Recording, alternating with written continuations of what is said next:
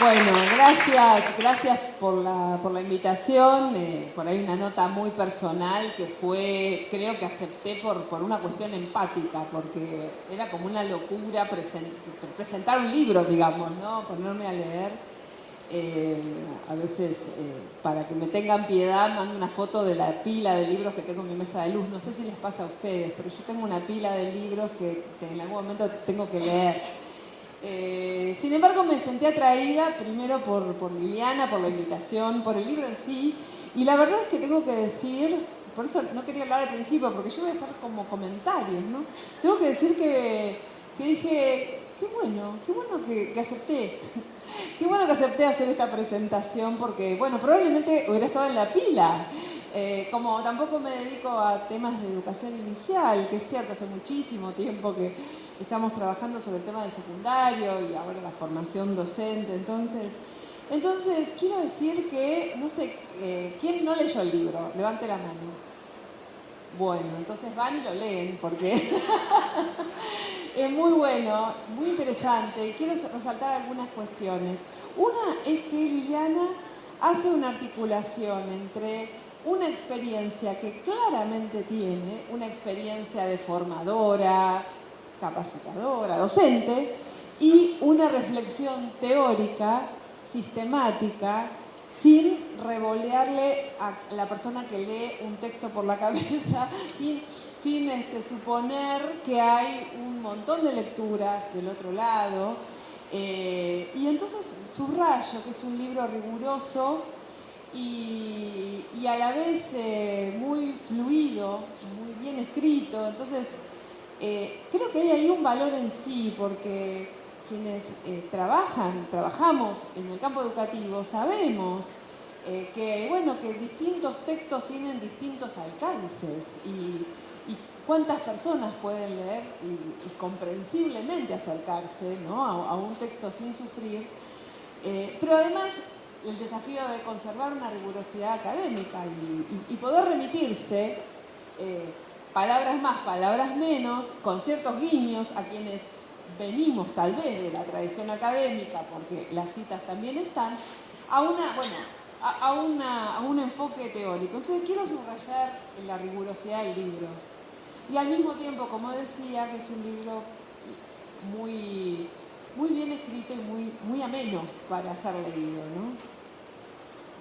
También me parece que en ese despliegue hay un abordaje de la educación sexual integral de la ESI que, sin referirse tan específicamente a lo que el Programa Nacional, porque el Programa Nacional fue muy eficaz en poder caracterizar los 5 ejes, las 3 puertas de entrada, los 8 no sé cuánto, los cuántos no sé, que de alguna manera también se pueden transformar en un latiguillo, ¿no? Y yo creo que Liliana retoma las lecturas del Programa Nacional y lo va bailando la concepción de la integralidad de la educación sexual integral, que justamente busca salirse del corset biológico, biomédico, incorporar la afectividad, incorporar la dimensión psicológica, porque finalmente de lo que se trata es de sujetos que están sujetos en formación, la ética de los derechos humanos y el profundo respeto, porque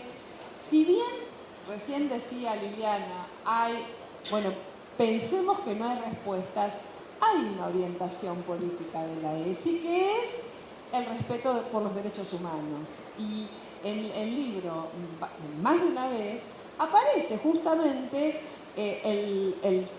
digamos, de alguna manera el referente con el cual quien lea, la profesora, el profesor o el estudiante que lo está leyendo, también puede anclarse. Para decirlo de otra manera, hay un conjunto de acuerdos políticos en la base de la ESI. No es lo mismo, no da lo mismo, no es cualquier forma, cualquier práctica de crianza, no da lo mismo, cualquier forma de relación vincular o corporal tampoco da lo mismo. Entonces, me parece que la dimensión ética y la ética de los derechos humanos está planteada, reitero, sin decir, y ahora vamos a hablar de los derechos humanos, y ahora, capítulo 1, la Declaración Universal, etcétera, etcétera, ¿no? Y hay largamente, y creo que fue lo que más me atrapó, porque hace rato que no tengo contacto justamente con los temas del nivel inicial, este diálogo cultural, este diálogo intercultural que propone en el libro, en particular alrededor del tema de la crianza y de las prácticas de crianza, que reitero, hablando de todas las dimensiones de la educación sexual integral, que son 5, las pasa, las incorpora, las pone en diálogo y reitero, en un texto muy sólido, ¿no? También hay una dimensión de la afectividad que me pareció interesante y también tengo que decirlo, yo trabajo en la universidad, mucha ternura en general no me pasa.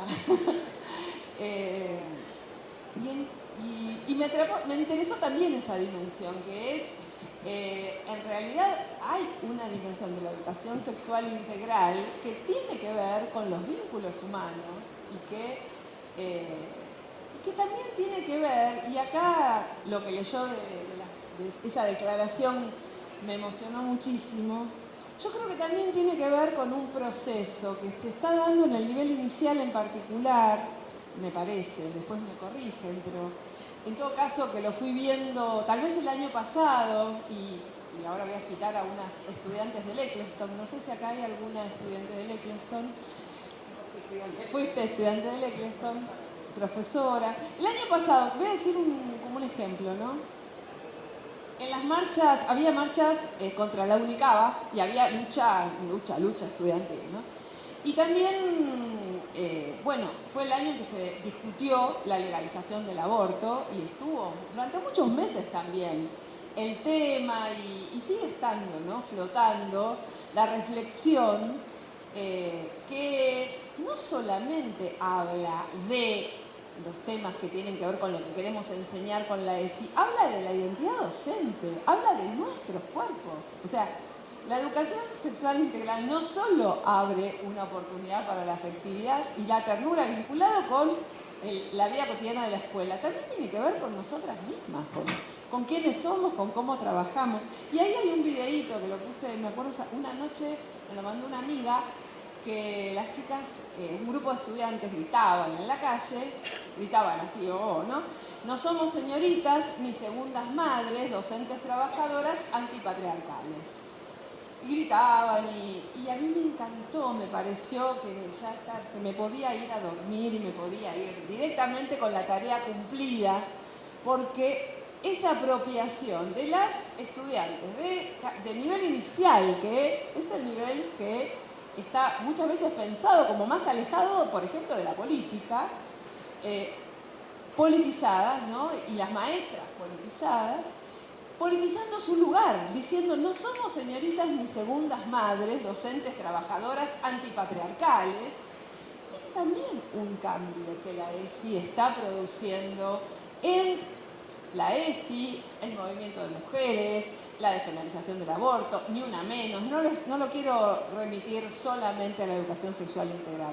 Creo que es el movimiento social de mujeres y creo que son los feminismos y creo que son todos los movimientos de la disidencia sexual que también ponen en primer lugar adelante, ¿no? Sacan del placar las identidades disidentes y todo eso lo habilita la ESI. Entonces, también esta dimensión de la afectividad y de la subjetividad es una integración y una oportunidad para la integración identitaria de las mujeres como maestras, o por lo menos así propongo también leerlo, ¿no? La oportunidad de la integración de una identidad en donde la dimensión política, patriarcal, que dijo durante décadas vas a ser maestra porque te gusta la infancia, o porque ese amor a los chicos, decían, ¿no? Porque te gustan los chicos, poder volver con una mirada política y poder pensar que el cuidado es un problema político. El cuidado es un problema político, la enseñanza articulada con el cuidado es un problema político y el sistema educativo juega también un rol fundamental en el problema del cuidado, ¿no? El problema del cuidado en general de la infancia. En un país donde las políticas de cuidado y los servicios para, por ejemplo, la educación inicial en la ciudad de Buenos Aires, la ciudad más rica del país, es impensable que tenga la zona sur llena de CPI y no se hayan construido jardines, edificios con jardines de elefantes, ¿no? Entonces, vuelvo. ¿Dónde está la educación inicial y qué lugar cumple? ¿Y qué lugar cumple en general el sistema educativo? Tenemos que profundizar la demanda vinculada con el sistema educativo y la oferta educativa en sí, ¿no? Y la última dimensión que quería abordar también, que me parece, bueno, probablemente también la más impactante, por lo menos para mí, en el libro, es el libro como en oportunidad política, como la dimensión del tiempo, ¿no? Político, la oportunidad política del libro, quiero decir. Reitero, siendo una persona que no trabaja en el nivel inicial. El año pasado tuvimos un debate por la legalización del aborto y tuvimos, después de que finalmente no se votó la ley, no se votó la legalización, o sea, se votó para que siga el aborto ilegal, porque el aborto sigue estando en la vida de las mujeres, pero la discusión inmediatamente vio en un territorio, en las calles y en algunas movilizaciones, la emergencia de un discurso con el lema "con mis hijos no te metas". Y el "con mis hijos no te metas" se hace de alguna manera también cargo, o se esconde, o se aloja en algunos temores, una opinión, en algunos temores genuinos de una mamá, una tía, un papá, una abuela, la hermana, lo que fuere, a cargo de la educación infantil. Y me parece que el libro es un aporte interesante para desmontar para ir desmontando esa articulación que hizo que sea tan eficaz en algunos sectores un movimiento que es un movimiento político, con intereses de poder. Quiero decir, quieren ser diputados, diputadas o poner presidentes. Casi ponen un presidente en Costa Rica y Bolsonaro está ahí nomás, ¿no? Hay un discurso vinculado con la crítica al enfoque de género que Bolsonaro en este momento no solo está impulsando, sino que está invitando a que se denuncie a las maestras o los maestros que trabajan con enfoque de género. O sea, semejante reacción, que podríamos analizar largamente por qué, quiénes son los actores, sabemos, son algunas iglesias evangélicas, no todas, y algunos sectores de la Iglesia Católica y no toda la Iglesia Católica. Entonces también está bueno poder distinguir. Hay un documental buenísimo en YouTube que se llama Género bajo ataque, que recomiendo también ver si les interesa esta cuestión. ¿A dónde quiero ir? Frente a esa andanada de carteles, que además en Costa Rica, en Brasil y en Perú tuvieron todos el mismo color, el celeste y el rosa, la misma letra, el mismo tipo de letra, es notable, ahí se ve que es internacional. Tenemos la oportunidad, y ahí voy, y me parece que el libro es un aporte, para poder conectar, conversar, como vos proponés, me parece, con, reitero, ese adulto, esa adulta que está con dudas porque tiene temor, porque se compró que le van a enseñar, van a hacer sesiones de masturbación masiva, ¿no? O compró que la educación sexual integral pervierte a los chicos y las chicas. Me parece que el libro propone contenidos, ideas, y además propone una especie de metodología o de forma de abordaje que tiene que ver con abrir, con preguntar, con repreguntar. Porque finalmente, el año pasado, una persona me escribió en el Facebook: ¿qué le va a pasar a mi hija de 5 años si le dicen que hay familias con 2 mamás? Así, me lo ponen en el Facebook. Y yo le pregunté, ¿y qué le va a pasar? ¿Qué piensa que le va a pasar? Y no, porque va a creer. Digo, pero es que nuestro país es legal. O sea, no es ilegal, no es inmoral, no es enfermo. Cada una de nosotras, cada uno de nosotras tiene que poder decirlo claramente. No es ilegal, no es inmoral, no es enfermo. ¿Cuál es el temor? Y muchas veces va apareciendo el desconocimiento, la lejanía, a mí me dijeron, y poder dar respuestas sólidas y amorosas forma parte de lo que mejor podemos hacer para defender la educación sexual integral. Y termino, lamentablemente está desfinanciada. Cuando festejábamos esta apertura de la diplomatura, y Viviana justo me pone también en Facebook, que celebramos, y yo dije, estoy aprovechando una serie de notas, porque no sé qué pasó, que hubo muchas notas de radio, para decir que la ciudad de Buenos Aires tiene que financiar el postítulo de Joaquín, tiene que abrir más vacantes en la escuela de maestros. Realmente es inaceptable, nuevamente, que la ciudad más rica no solo no construya escuelas, sino que además no financie, que podría tranquilamente abrir muchos más cupos de educación sexual integral. Entonces,